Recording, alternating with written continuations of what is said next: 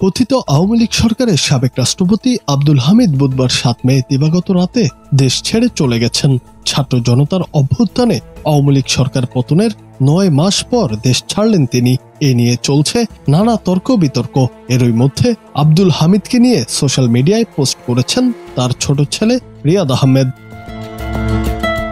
পোস্টে তিনি তার বাবার অসুস্থতার কথা জানিয়ে লিখেছেন, এরকম একটা পোস্ট দেওয়ার জন্য দুঃখিত। 82 থেকে 83 বছরের একজন বয়স্ক লোক যিনি অসুস্থতার কারণে এখনো 2 মিনিট দাঁড়িয়ে থাকতে পারছেন না, 2 ঘন্টা বসে থাকতে পারেন না, বাধ্য হয়েই বিছানায় শুয়ে পড়েন। ওজন কমতে কমতে 54 কেজিতে দাঁড়িয়েছে, যে কারণে নিজের কোনো প্যান্ট পরতে পারছেন না, বাধ্য হয়েই লুঙ্গি পরতে হচ্ছে তাকে, যাকে বেটার চিকিৎসার জন্য ডাক্তাররা বোর্ড করে সিদ্ধান্ত দিয়েছেন বিদেশে চিকিৎসা করানোর জন্য। যিনি রাষ্ট্রপতি হিসেবে মেয়াদ শেষ হওয়ার পর প্রকাশ্যে বলেছেন আর পলিটিক্সের সাথে জড়িত হবেন না এবং তারপর পলিটিক্সের সাথে কোনোভাবেই জড়িত হননি। আবার যেখানে শত শত লোক বাংলাদেশ থেকে চিকিৎসা করাতে নিয়মিত থাইল্যান্ড যাচ্ছে, সেখানে একজন সাধারণ নাগরিক হিসেবে থাইল্যান্ডে চিকিৎসার জন্য তিনি আসতেই পারেন।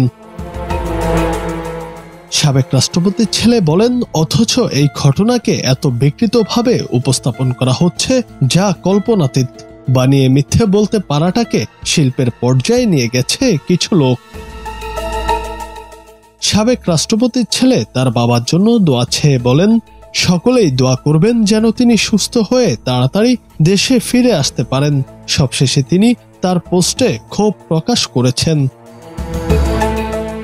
মোহাম্মদ আব্দুল হামিদ একজন বাংলাদেশি প্রবীণ রাজনীতিবিদ ও সাবেক রাষ্ট্রপতি। তিনি বাংলাদেশের 20 ও 21তম ব্যক্তি হিসেবে 17তম রাষ্ট্রপতি ছিলেন।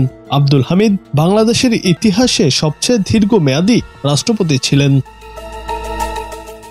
জুনায়েদ আহমেদ, বাংলা টিভি।